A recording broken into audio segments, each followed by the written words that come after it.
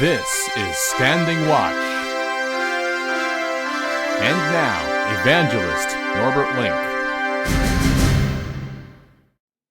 Greetings, everyone, and welcome back to our Standing Watch program.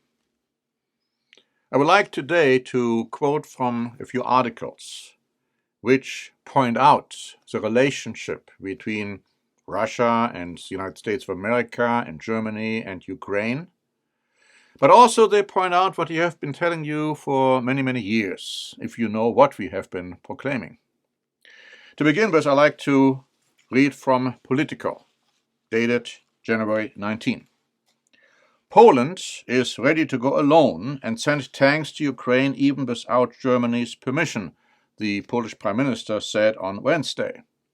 Poland has pledged to send 14 Leopard 2 tanks, Leopard Panzer, to Ukraine.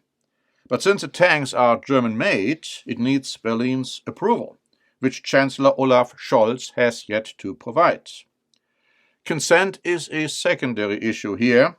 We will either get this agreement quickly or we will do the right thing ourselves, the Prime Minister said. Several of Germany's European allies have been asking Berlin to approve the re-export of its Leopard 2 tanks to Ukraine. But the German government itself is waiting on the United States to make the first move. Last week, Polish President Duda said his country would hand over a company of Leopard tanks to Ukraine as part of international coalition building. The Finnish president said his country also was to provide a limited number of tanks, and I quote, since Finland borders on Russia and is not a part of NATO. The UK has also officially pledged to supply Ukraine with some of its own tanks, the British Challenger 2nd. President Zelensky criticized Germany's hesitations to supply Ukraine with heavy tanks on Thursday morning. When somebody says, I will give tanks if someone else will also share his tanks, I am strong in Europe, and I can share if someone outside of Europe will contribute as well, I don't think this is the right strategy, Zelensky said. In another article, Politico offered the following strong opinion regarding Germany's hesitant attitude, which is described as nothing else but a very strategic and clever policy if you are a German politician. And here's what the article said. Chancellor Olaf Scholz has tried to hide behind the United States, noting that Washington has also not sent any tanks. Scholz has conveniently ignored the detail that the United States has provided Ukraine with $25 billion in military aid so far, more than 10 times what Germany has. Germany's allies, including Washington, often ascribe German hesitancy to a knee-jerk pacifism born of the lessons learned from its quote-unquote dark past. Of course, Germany's conscience does not really drive its foreign policy. It has no qualms about selling to authoritarian regimes like those in the Middle East, where it does brisk business, selling weapons to countries such as Egypt and Qatar. Despite everything that's happened over the past year, Berlin is still holding out hope that Ukraine can somehow patch things up with Russia, so that Germany can resume business as usual and switch the gas back on. Even if Germany ends up sending tanks to Ukraine, as many now anticipate, it will deliver as few as it can get away with, and only after exhausting every possible option to delay.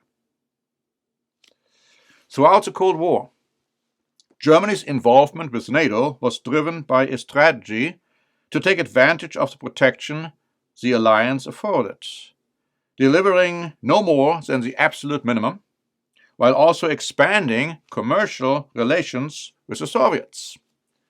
That's one reason the Germans so feared US President Ronald Reagan and his hard line against the Soviets. Far from welcoming his Mr. Gorbachev, tear down this wall demands, Both the German public and industry were terrified by it, worried that Reagan would upset the apple cart and destroy their business in the East. By the time the Berlin Wall fell a couple of years later, West German exports to the Soviet Union had reached nearly 12 billion Deutsche Mark, a record. That is why Germany's handling of Ukraine is not a departure from the norm, it is the norm. If one accepts that German policy is driven by economic logic rather than moral imperative, the fickleness of its political leaders makes complete sense, all the more so considering how well it has worked. When Germany was under pressure from allies a few years ago to finally meet NATO's 2% of GDP spending target, then Vice Chancellor Sigmar Gabriel called the goal absurd. And from a German perspective, he was right. Why buy the cow when you can get the milk for free? Of course, the Germans have had a lot of help milking, especially from the United States. In Washington's view, Germany might be a bad ally, but at least it's America's bad ally. And no one understands the benefit of that status better than the Germans themselves. But on the other hand, America's strategy in the Ukraine is also strongly criticized by many observers.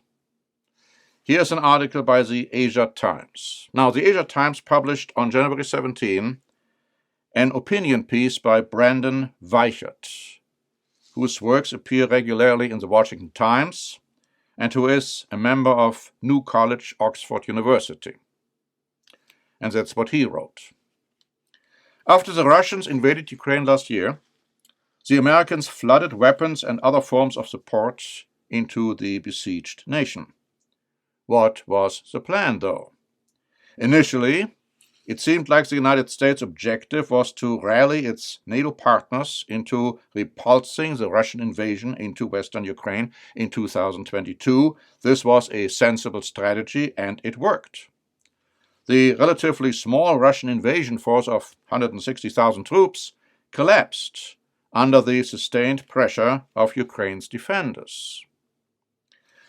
At the precise moment that the Americans had achieved their desired goal, though, Washington doubled down and encouraged the Ukrainians to shift their objective from one of realistic territorial defense to an insane attempt to restore Ukrainian control completely over both eastern Ukraine and the heavily fortified Crimean Peninsula. Recently, Western leaders have begun talking openly about their desire to see President Vladimir Putin overthrown and the Russian Federation portioned. Even under the best of circumstances, short of total world war, this was never going to happen. But Ukraine has been duped into charging headlong into a war it cannot win against nuclear-armed Russia.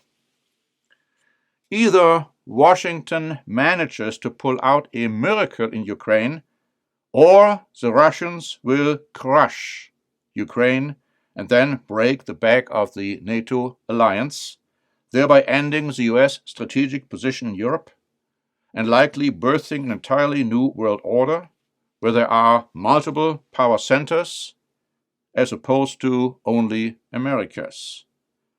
The United States is returning to the real world. It is not going to be pretty when it realizes how far it has truly fallen. As I said, almost a prophetic statement. We have prepared a free booklet, Biblical Prophecy from Now Until Forever. This booklet goes into the situation also between Russia, Ukraine, Europe, America, and many other items. You need this booklet. Please ask for a free copy.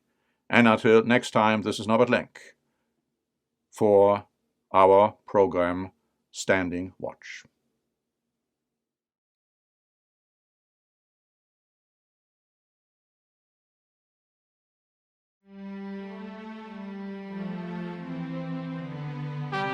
Standing Watch is a presentation by The Church of the Eternal God, P.O. Box 270519, San Diego, California 92198. More information is also available at our website, eternalgod.org.